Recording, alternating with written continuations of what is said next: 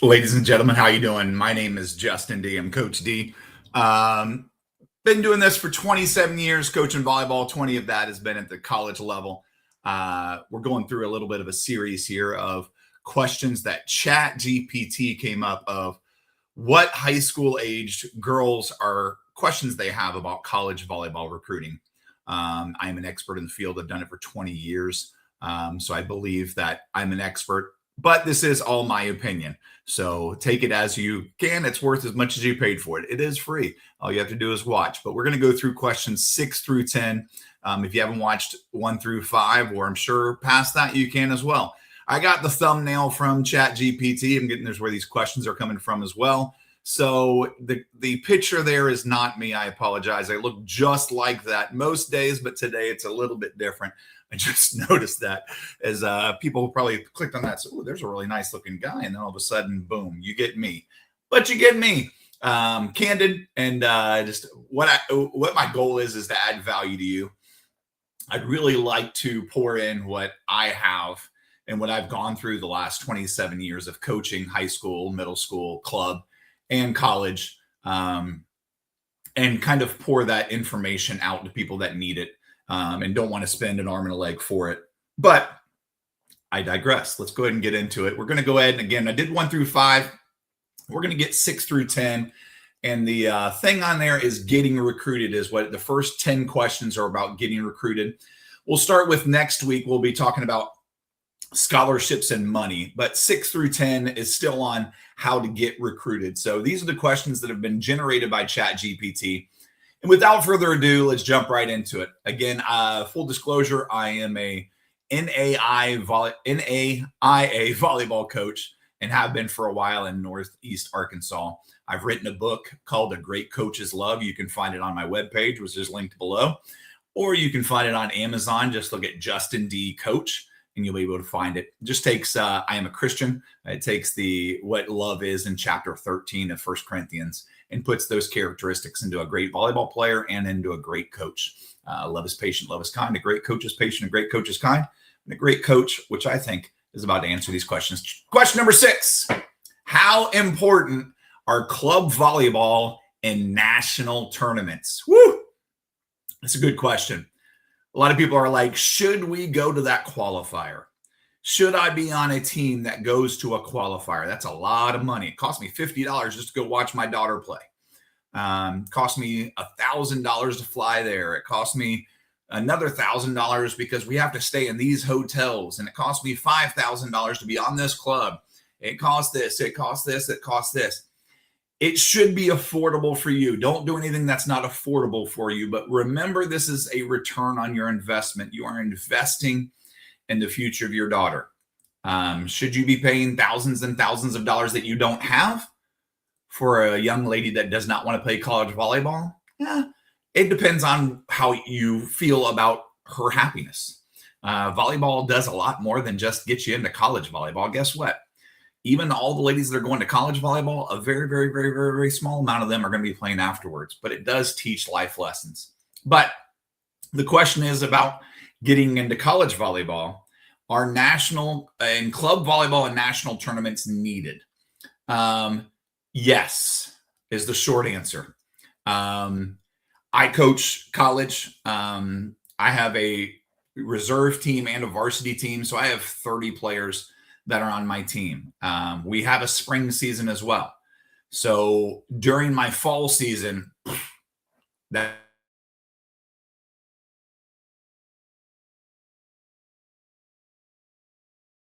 my for that entire fall season. So your high school season, I can't come to very many of your matches, if any, but I can come to club tournaments. Those are on Saturdays and Sundays. Guess what? We're not in classes on Saturdays and Sundays. I don't have any other responsibilities on Saturdays and Sundays except to recruit volleyball players. Therefore, ergo, I'm going to club tournaments. You're like, well, do I have to go to a national tournament? Well, I'm looking for bang for my buck. My volleyball, my recruiting budget is this big. So do I want to go down the road to Podunk volleyball tournament? There's 4 teams there and they're all 12-year-olds. Or do I want to go to the Georgia World Congress Center that has 180 courts that has 14s, 15s, 16s, and 17s? Do I want to go to Dallas Lone Star, or Big South is what the Georgia World Congress, or AAU that has 250 courts, and they break them up into waves? So in one wave, I'm only looking at 16s and 17s. I have 250 courts of 16-year-olds and 17-year-olds. Yes, please. That's where I want to go. I want to go to the biggest tournament where I can get the bang for my buck, where I can see absolutely as many people as possible in one time. And again, you have open level teams, you have premier level teams, you do have classic level teams as well, but you see a range of talent. It's not just the best, but it's definitely not just the worst. I'm not going down to Podunk volleyball tournament where they have the 17-5 team is playing against the 16-4 team in each club, because I want to see the best players. The number one team and the number two teams are probably going to be the people that I'm going to be recruiting from. Unless you're a huge club, then we may drift into the number three team, but I'm not going to watch the number six team unless you're Sports Performance, Mad Frog, OVA, OTVA, A5, maybe those. But I'm not going to be going down and watching the 3, 4, and 5 team if you're playing in Classic, most likely. I'm not recruiting those, but I need to go to a big tournament so I can get the bang for my recruiting buck. And so that's where you're going to see the most coaches. Why? Because they can see the most kids, the most people at a level from here all the way down to here. So me as an NAIA coach, I'll be going to the open sides, but I'm not going to be camping out there. I'll be looking at some of the premier level. I'll be looking at some of the national level, the USA, whatever those might be. I'll be going to a lot of different places to try to find somebody that fits within my program and within my level. So I'm going to see as many people as possible. So the bigger the tournament, the more likely you're going to see more coaches there, not just because it's a big tournament, because they're looking to be fiscally responsible. Because again, if they go over budget, they'll probably get fired as well. So they want to be able to make sure they're using their money wisely so they can go to that tournament to find as many players as possible that fit their program and fit their level. Hopefully that helps. Question number 7. Can I still get recruited if I don't play for a top club? Question was just asked and answered almost. But yes, you can. One of my best players that I have on my team, it came from a club that didn't go to many national qualifiers. They don't have 17-year-old teams. They have one, and most of the schools around this area only have one team in each age group. Some of the bigger clubs do have 2 or 3 teams. But if you don't play for a larger club, that's not necessarily a bad thing. It will help you because you'll be the stud on a team. But if you're playing on a very small club, maybe on their 3 team, and you don't start, you might not be playing college volleyball at the highest level. But if you don't play for a top club, it's not necessarily the worst thing in the world. You get to be an opportunity probably in that top club. You might be their second best or their third best outside. But in this club, you're the best outside and everybody loves to have you there. And you're getting poured into a lot. You're not just a number. You're not just a filler. You are the main deal. And even if you're not playing in the open division, you're succeeding. And when people come to watch your teams on your court, you're the best player on the court on either side. So just because you're not at the names Sports Performance, OTVA, any of the performances, Mad Frog, TAV, the list can go on. Here in Arkansas is where I am. You have 501, you have EVA, you have Ozark, you have Memphis, you have Metro, you have MJVA, you have Arkansas Juniors. You have a lot of different groups in here that have a lot of different aspirations. I would say to be on a team that is all in. You don't want to be on a team where half the people don't care. They're just there to wear a uniform and go to places on the weekends. You want to be on a team that has this similar mentality that you do, that similar drive that you have, that you want to be a college volleyball player, and hopefully they do as well. But you don't have to be on the top club. You just have to be a really good player. I'm coming to watch you play. Now, if your setter sets the ball like this, that might be a problem. You want to have a good team, but it doesn't have to necessarily be from a top club. Coaches see talent more than they see the name on the front of your jersey. They're worried about the name on the back and how you play. So hopefully that answers your questions. Does it help to be in a top club? Absolutely. If you say you're from a top club, I'm more likely to know what that club is and know what their basis of. Sports performance, all the performance programs do really well with setting. So I know a setter from sports performance would be really, really good. Ginny does a great job at Ozarks with that. Sean does a great job at MJVA for the whole person. So I think there's a lot of different things that you can see based on what club they're in. But just because you're not on a top level, top 5 club does not mean that you're not going to be seen. You will be seen, but when you get that opportunity, step out and step up and do your job. Question number 8. What should I put in my recruiting email? Praise God for this question. And hopefully you're writing this down. Your name is always good.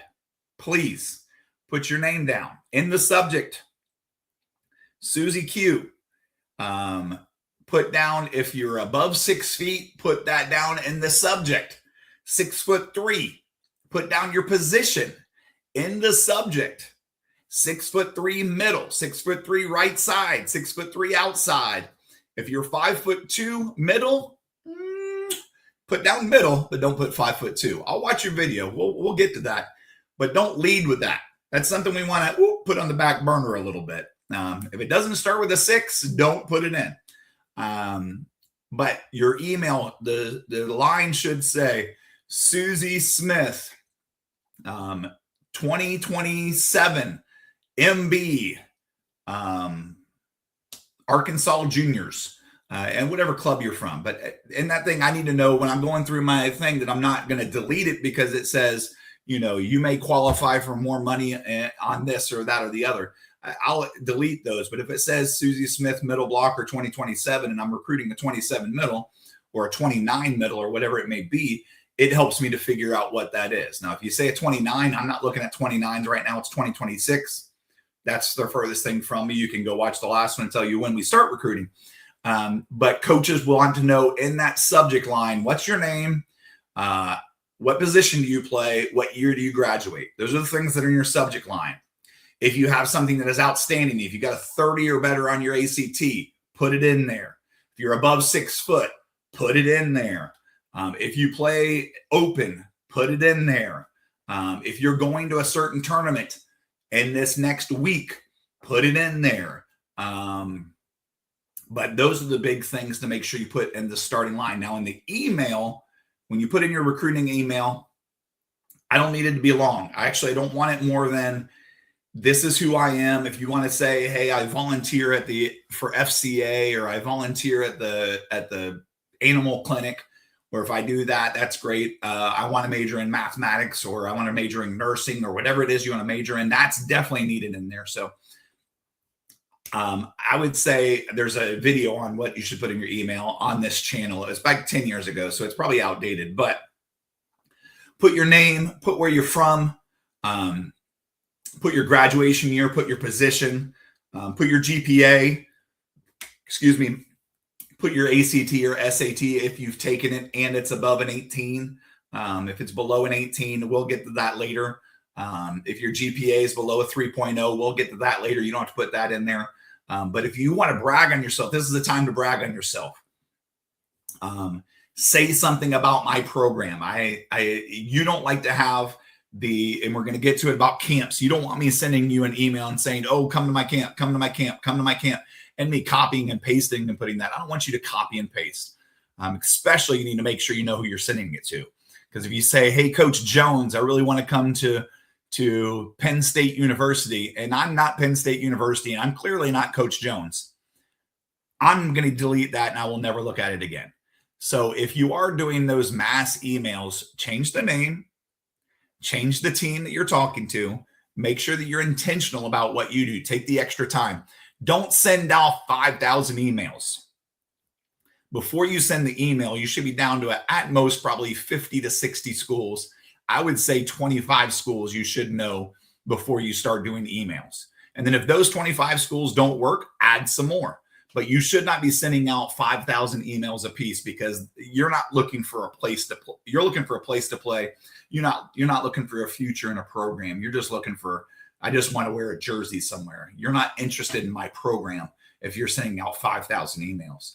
If you're sending out 25, I feel pretty good. If you're sending out 3, now I'm coming to watch you. And I can see that in the email that you send. If it has misspelled words, if it has, if it has some things here, there, and everywhere. Hey, I'm going to, Las Vegas this weekend. Are you going? You know my budget. I ain't got money to go to Las Vegas. Why are you even sending me this email? Hey, I'm going to be at the Alaska qualifier. Why are you sending to some dude in Arkansas about an Alaska qualifier? Unless you see on University Athlete that I've already bought the University Athlete software and I'm going to be at that tournament. Okay. Email me. Don't mass email me. Okay. Please, please, please, please, please, please. I send personal emails, messages out. You need to do the same. If you're talking to too many schools to do a personal message, you're talking to too many schools. Pardon me for a second as I get some of my Coke Zero. Coke Zero, I would love to be sponsored for the 12 people that are going to watch this video. But anyway, so the things you have to put in there is your name, your position, your graduation year, where you're from, what club team, high school team that you're on, okay? And then if you want to put anything that's superlative, that's better than everybody else. If you are captain of your team, go ahead. It's not a real big deal to me, but go ahead. If you volunteer at your church, awesome. That means a lot to me. I coach at a Christian school. So that would be awesome if I know that you volunteer at your church. You're part of your FCA. Awesome. But make it short and sweet. I don't need to know. My sister is 17 years old, and she used to drive a bus for a school in Arkansas. What? No. Short, sweet, boom, boom, boom, boom. And then link, here's my highlight video, my latest highlight video.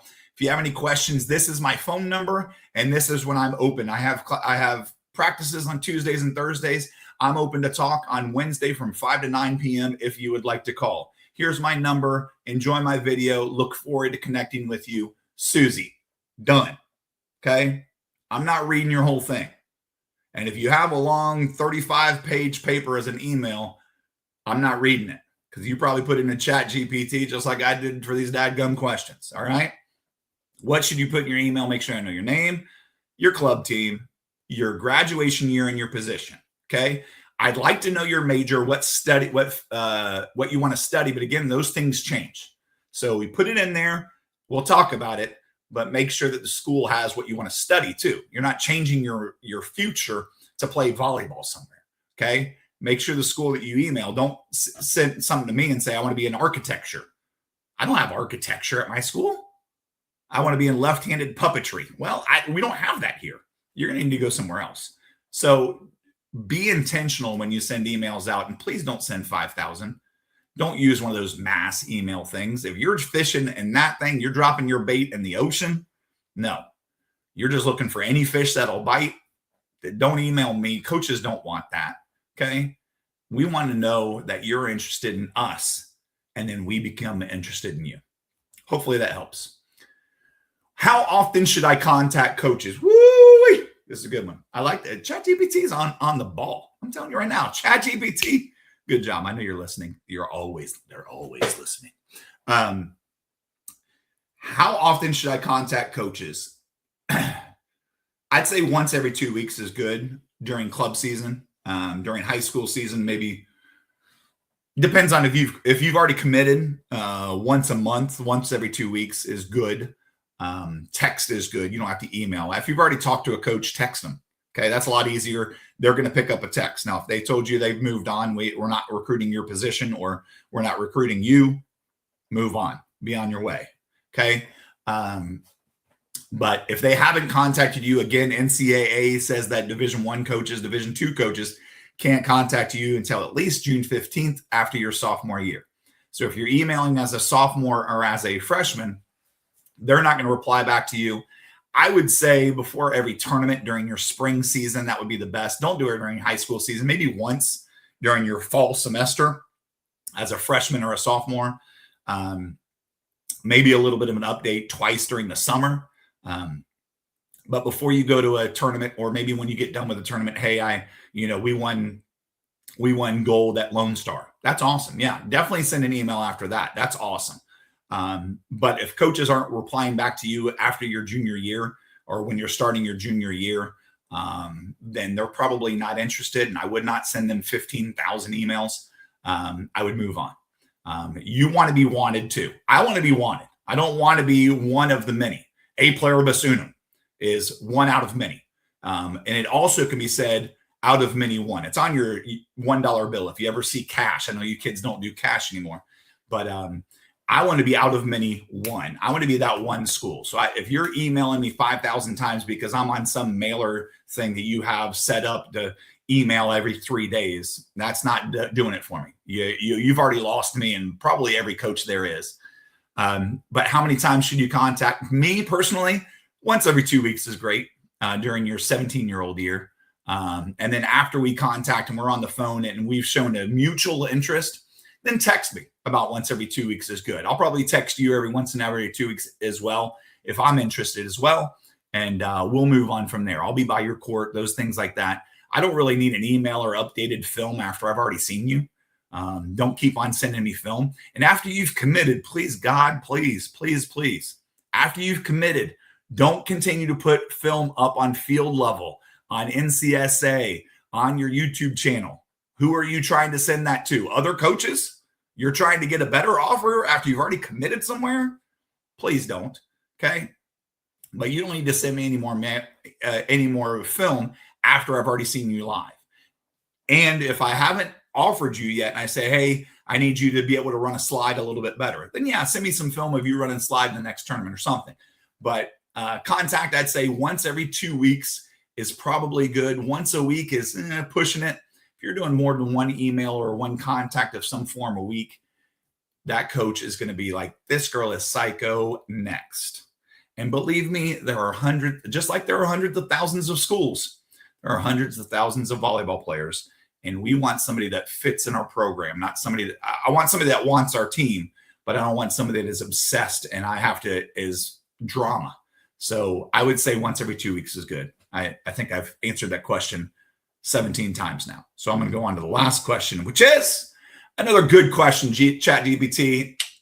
Really good. What camps are actually worth attending? Whew! This is a good one. Okay. If there's nobody going from a school or a school like the one that you want to be at to a camp or a clinic, don't go. Okay.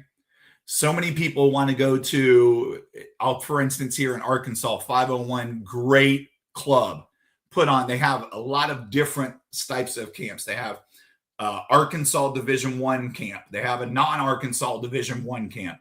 They have a Division II camp. They have a Division III and NAIA camp. They have a junior college camp.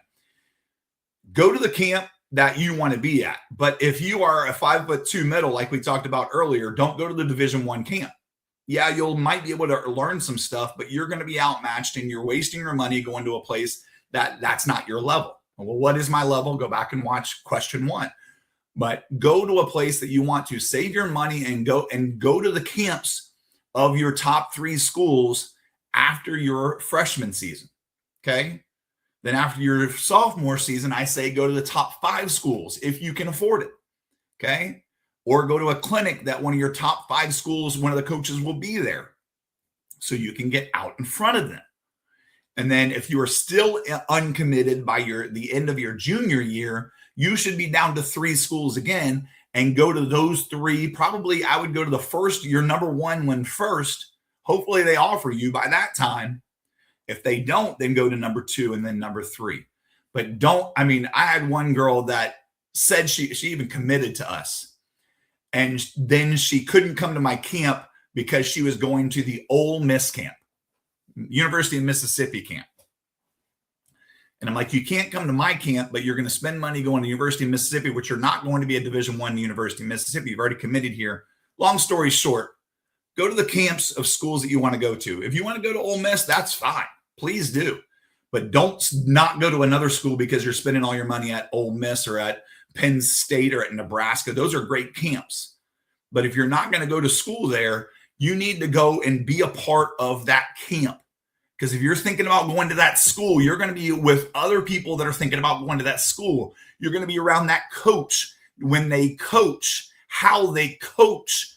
You're going to be on the campus. Is it safe? Is the food good? Is the coach a good coach? Are they cool to their players? How do their players adapt? Most of their players will probably be at the camp too. So you get to ask them questions. Go to the camps of places that you can play, your level, and that you want to play, where you want to go to school. Don't go to camps and spend money at clinics of things that are never, ever going to help you attain what you want to attain. Now, can you go to a setting clinic at a high-level club? Yes. You can go to those clinics as much as you can afford. But save some money to go to a camp at the school that is at least the top school on your list. If not the top 3, I think is very good for a summer. Plan 3 camps, 2 to 3 camps on the top schools that you are really looking to after your sophomore year, after your junior year. Those are the 2 summers you really want to focus on that. After your freshman year, go to University of Nebraska. Go to University of Florida. Go to those huge camps and get all that fun in. Okay, go with your best friends, and you guys can go and say, "Woo, woo, pig suey," or "Go Gators," or whatever it may be. But when you get into that time, that recruiting time, which is after your sophomore year through after your junior year, go to camps that add value to you and that have a return on your investment. Unless you're getting calls from University of Nebraska, University of Florida, Ole Miss, you don't need to go to their camps and then not go to the camp of the school that you really want to go to. Okay? That's my 5 questions for today. That's my 2 cents. It's worth as much as you paid for it. I appreciate you taking time. We had 27 minutes. That's a long time. Thanks for hanging out. I'll try to look more like the thumbnails later. In the next couple of days, we'll throw out, starting with number 11, how many volleyball scholarships do schools have? We'll talk about scholarships and money coming up in our next one. So please, if you haven't, please hit like, subscribe. If you have any specific questions about what questions you have about college recruiting process, I'll do a separate thing outside of this little series, and I'll answer any question that you put down in the comment section, and I'll get to those in my next video that I record. Now, you might tell me on a Monday, and I recorded that video a week ago, and I don't get another video until a week from then, but I'll get it out as soon as I can and answer any questions you have. In the future, what my goal is to have some masterminds, have some groups of people get together, and we have conversations one-on-1 or 1-on-10 or 1-on-25, whatever it may be.